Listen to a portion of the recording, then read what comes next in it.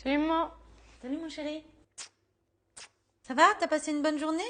Ouais, on a fait une sortie avec le prof des SVT. Ah bon, vous êtes allé où? Au CETOM. Au quoi? Au CETOM, c'est le syndicat qui traite toutes les ordures ménagères du centre et du sud du département de l'Eure. Donc les nôtres quoi. Mais je t'ai ramené des docs. C'est dingue tout ce qu'on peut faire aujourd'hui avec les déchets. Tu sais que s'ils sont bien triés, on peut quasiment tous les transformer pour en faire soit de nouveaux produits, soit de l'énergie. Ah oui? Et le CETOM fait tout ça? Eh ouais, mais je te raconte même pas le nombre d'installations nécessaires. T'imagines? Il y a 23 sites au total. Mais regarde, je vais te montrer ça de plus près. Tu vois, maman, ici c'est le complexe Ecoval. C'est un endroit génial. Ici, les déchets qu'on ne peut pas recycler, ils en font de l'électricité et de l'eau chaude. T'imagines, toi? Je recharge mon téléphone avec la poubelle que j'ai sortie ce matin. Elle est pas belle la vie?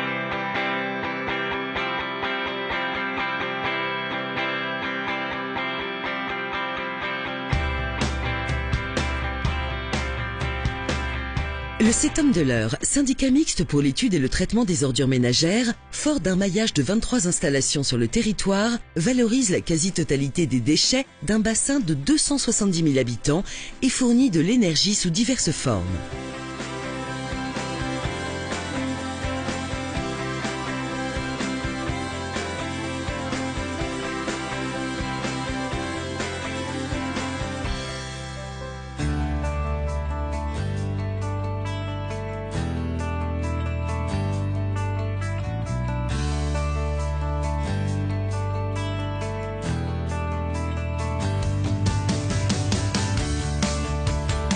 Chaque année au CETOM, une personne produit en moyenne 650 kg de déchets, parmi lesquels 260 kg d'ordures ménagères destinées à produire de l'électricité.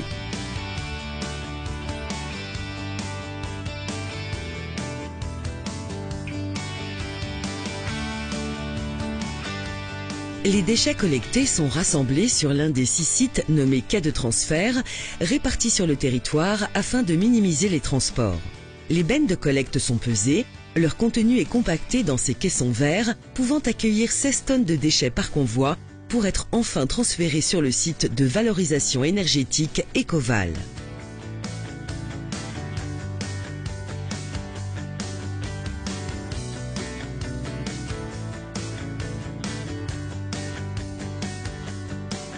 Afin d'assurer une traçabilité, le camion est de nouveau pesé. Puis son contenu est déversé. Les OM sont alors transférés dans une fosse étanche pouvant recevoir l'équivalent de 50 000 poubelles. Un grappin pouvant soulever jusqu'à 2 tonnes de déchets mélange les ordures pour les rendre homogènes, puis alimente la trémie.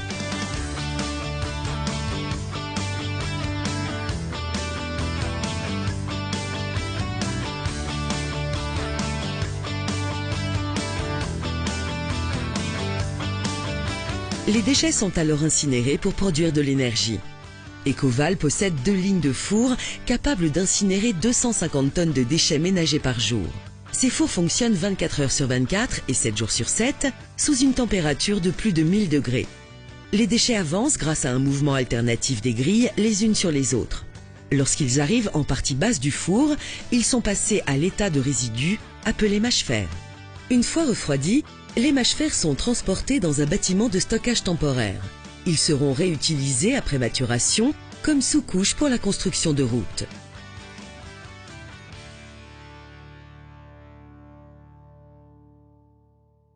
Les fumées s'élèvent dans la chambre de post-combustion, puis traversent la chaudière. Elles passent à travers un réseau dense de tubes dans lesquels circule de l'eau en circuit fermé. Il s'opère alors un échange de température et l'eau passe à l'état de vapeur. Cette vapeur permet de produire de l'énergie électrique destinée au réseau EDF, mais aussi à la propre consommation du site. Elle contribue également à fournir de l'eau chaude destinée au réseau de chauffage urbain de la ville d'Évreux. Ceci s'effectue à partir de la turbine, du turbo-alternateur, où l'on opère un soutirage de vapeur. L'électricité et la chaleur de cette installation permettent de couvrir annuellement les besoins en énergie de 8000 foyers. Les fumées issues de l'incinération doivent être dépolluées. Dans un premier temps, dans le réacteur sont injectés des produits réactifs, bicarbonate et coke de lignite, qui captent les gaz acides, les poussières, les métaux lourds, les dioxines et furanes. Les fumées passent ensuite alors dans un système de filtration qui récupère les produits réactifs chargés en polluants. Ceux-ci tombent dans les trémies situés à la base des caissons, puis sont convoyés vers un silo. Ils sont alors transportés vers des centres spéciaux où ils sont stockés après avoir été stabilisés. Une injection d'ammoniac permet par réaction chimique de détruire les oxydes d'azote qui font partie des gaz à effet de serre. Ainsi nettoyés, les fumées peuvent être rejetées dans l'atmosphère.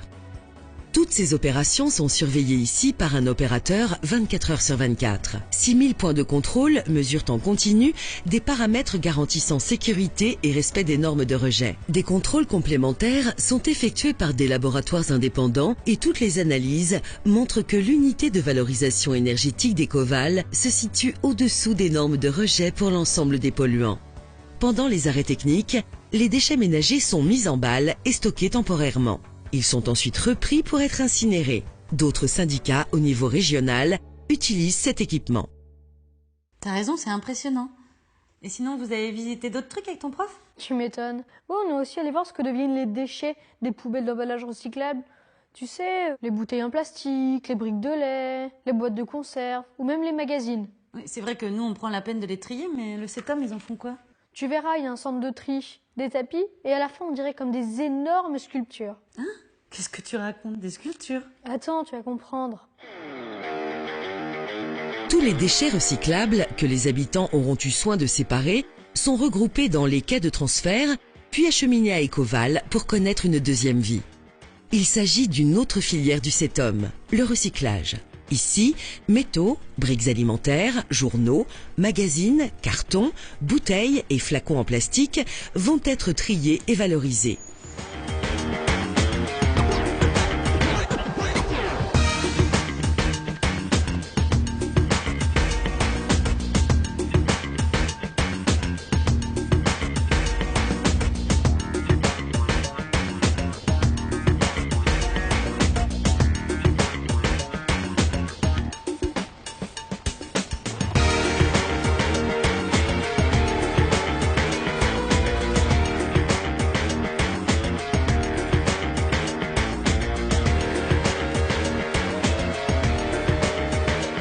Tous les déchets passent par ce tapis roulant et des opérateurs extraient les gros cartons ainsi que toutes les erreurs de tri de l'habitant.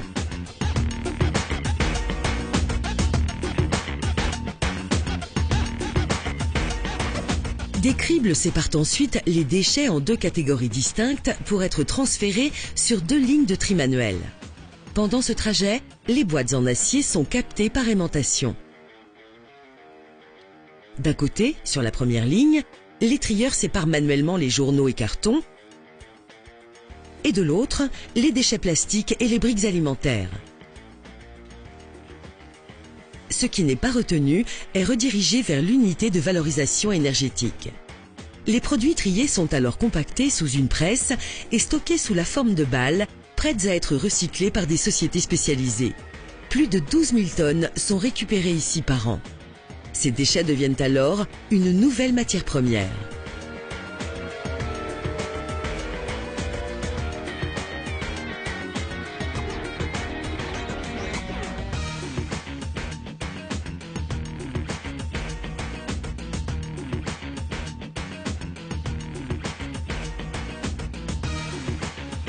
Quant aux bouteilles en verre, elles sont regroupées sur les plateformes du CETOM.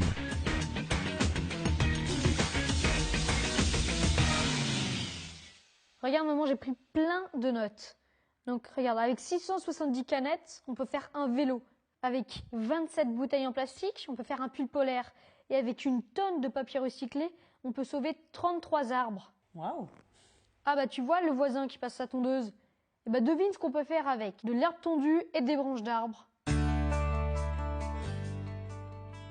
Les déchets verts représentent un bel exemple d'optimisation de valorisation des gisements. En effet, en 2012, le CETOM met en place une stratégie de gestion des déchets verts qui va permettre non seulement de créer du compost naturel, mais aussi de générer de l'énergie grâce à la chaufferie biomasse d'Ecoval. Pour cela, il a fallu réorganiser la filière pour permettre la séparation de deux types de gisements, le gisement à composter, le gisement combustible. Là aussi, une organisation méthodique permet de limiter les déplacements. Penchons-nous tout d'abord sur la gestion des plateformes de compostage. Ici, à Moiville, comme pour les 4 autres sites de compostage, sont rassemblés les déchets verts issus des travaux de jardinage individuel et collectif. Les branches importantes sont séparées des plus petits résidus verts qui sont rassemblés en tas nommés andins.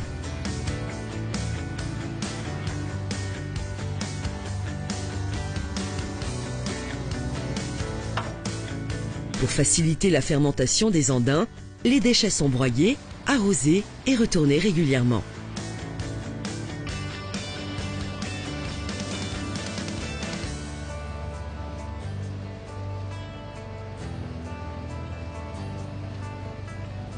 La fermentation fait monter la température à plus de 60 degrés, ce qui assure une pasteurisation naturelle. Après 6 mois de traitement méthodique, les déchets verts sont transformés en compost. Un dernier tri par criblage permettra de séparer les parties fines, le compost proprement dit, des parties grossières. Passons au gisement combustible, les branchages. Ces déchets verts, dits ligneux, autrement dit les branchages, sont acheminés vers Ecoval après un regroupement sur différents sites.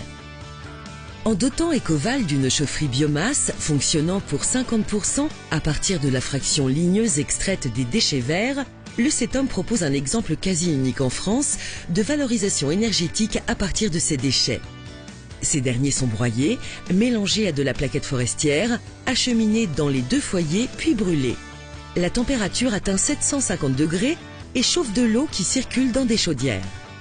Des canalisations acheminent l'eau réchauffée directement vers des habitations et équipements collectifs situés à 3 km d'Ecoval. Les fumées issues de la combustion vont subir une succession de traitements et de contrôles, comme pour celles issues de l'incinération des ordures ménagères.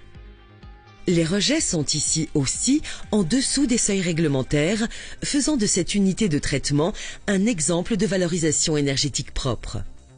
Dans un premier temps, les oxydes d'azote sont neutralisés dans la chaudière à partir d'une injection d'urée. Les fumées sont refroidies puis dépoussiérées dans des filtres multicyclones. Une injection de réactifs permet de piéger les dioxines, les furanes, le monoxyde de carbone, les composés organiques volatiles et le dioxyde de soufre. Ces éléments polluants sont alors piégés dans des filtres à manches et les résidus sont traités par un centre spécialisé. Les émissions à l'atmosphère de l'installation sont suivies en continu. C'est pas bête, tu trouves pas, d'utiliser de l'énergie renouvelable pour se chauffer? Oui, c'est vrai. Mais non, c'était drôlement intéressant ta visite. Bon allez, va travailler maintenant. Mais attends, je vais te montrer la vidéo qu'on a prise avec mes potes devant le grand four. Ah, il me saoule ce téléphone. Salomé, elle en a eu un nouveau pour son anniv, et moi j'ai récupéré le vieux de papa qui fait que de planter. J'en veux un nouveau, un smartphone comme mes potes. Oui, c'est ça. Tu vas pas me dire que ton portable est un déchet lui aussi. Bah si, justement. Les téléphones comme le mien, complètement out, ça s'appelle des D3E, et ça fait partie des microfilières du CETOM, collectées en déchetterie. Aujourd'hui, le CETOM administre 11 déchetteries réparties sur le territoire. Ici, les particuliers et les entreprises déposent leurs déchets en opérant un premier tri. De la qualité de ce geste de tri dépend la qualité du recyclage et de la valorisation des gisements collectés. Et de là, une action efficace pour la protection de l'environnement. Il existe plus de 20 filières sur les déchetteries du CETOM.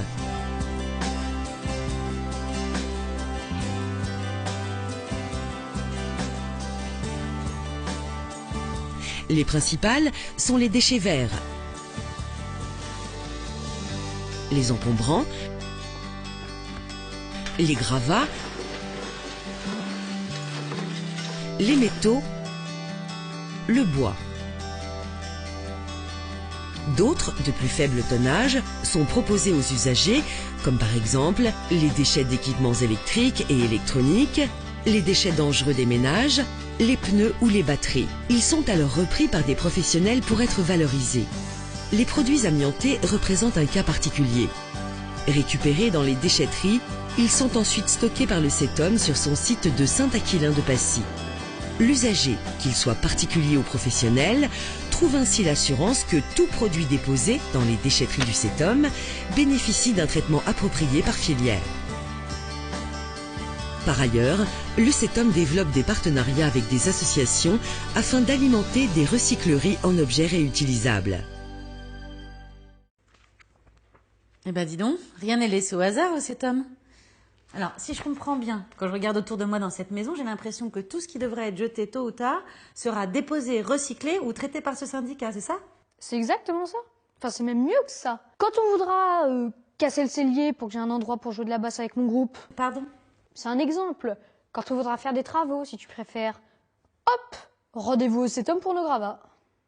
L'enfouissement est la solution adoptée pour la filière des gravats et autres déchets inertes. Deux sites gèrent près de 20 000 tonnes par an de matériaux issus des travaux de démolition.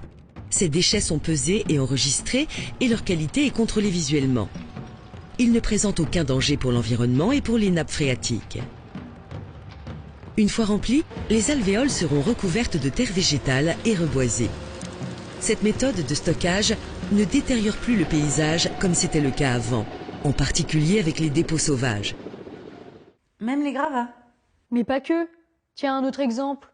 Quand tu seras enfin décidé à acheter le vieux canapé de mamie. Vieux? Non mais dis donc, t'exagères. Bon alors franchement démodé si tu préfères. Bref, pour un changement de déco ou pour jeter tes vieux meubles, bingo, tu vas encore et toujours au CETOM pour tes encombrants. L'enfouissement contrôlé reste aujourd'hui, après tri, la solution la plus viable pour les encombrants issus des ménages et les déchets non dangereux issus des activités économiques.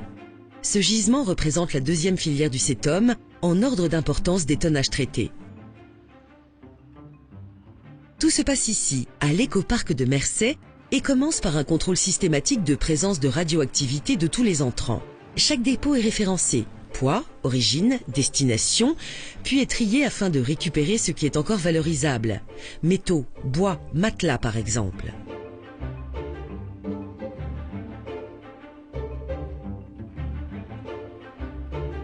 Ce qui ne peut être traité sera compacté dans des casiers d'enfouissement complètement étanches.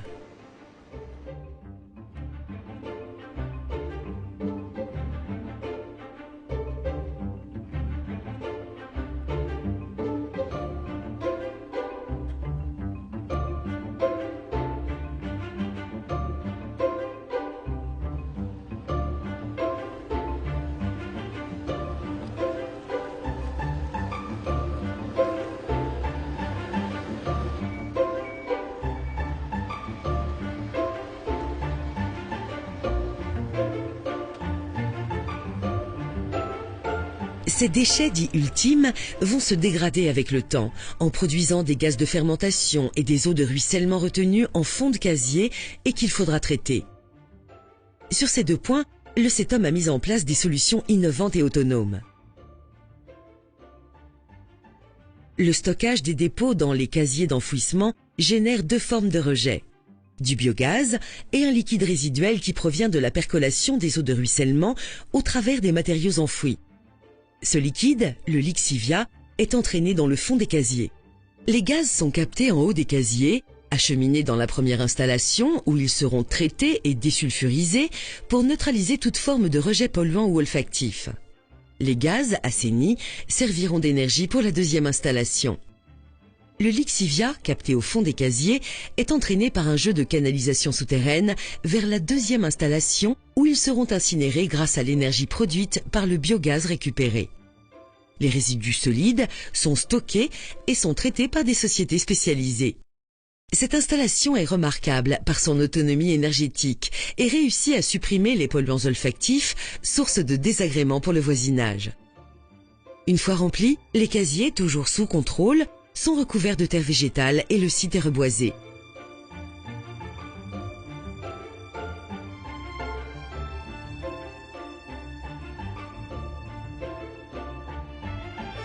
Ce site devient petit à petit un lieu de promenade et de loisirs ouvert à tous. Un petit parc animalier a été installé avec un chemin spécialement aménagé pour le public à mobilité réduite. L'écoparc de Mercey est certifié ISO 14001, preuve que la qualité environnementale du site est au centre des préoccupations du CETOM.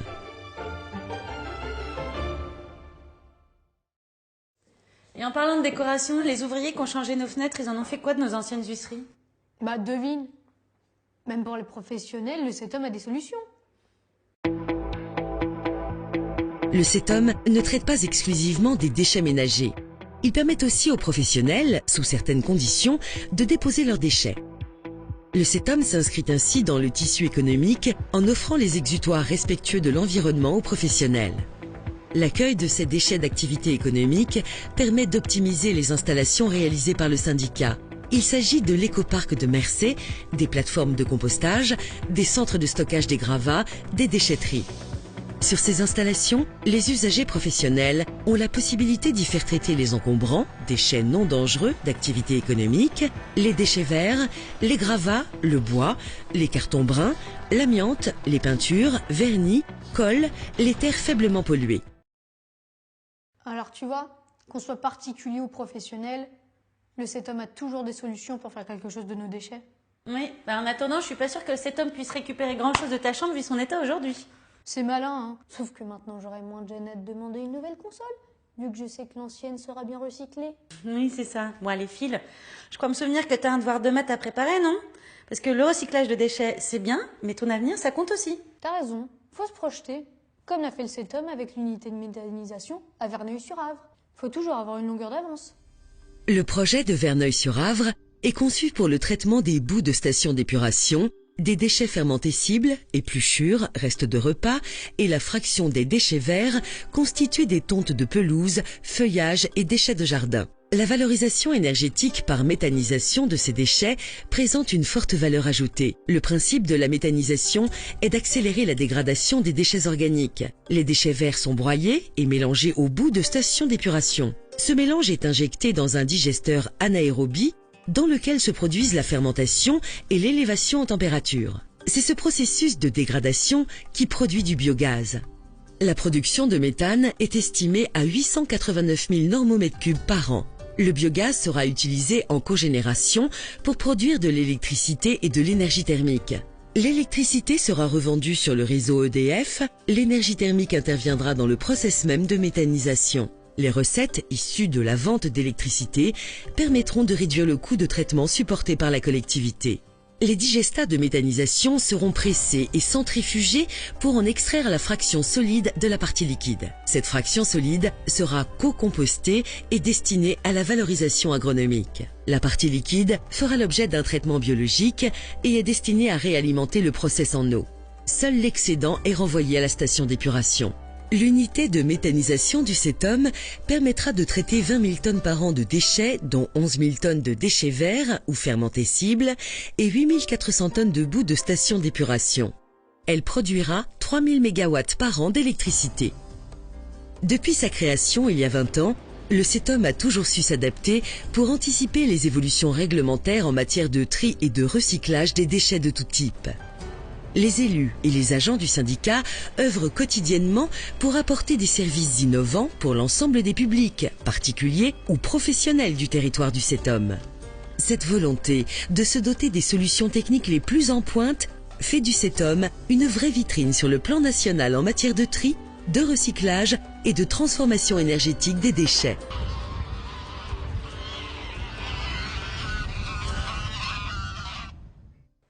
Allez hop, au boulot!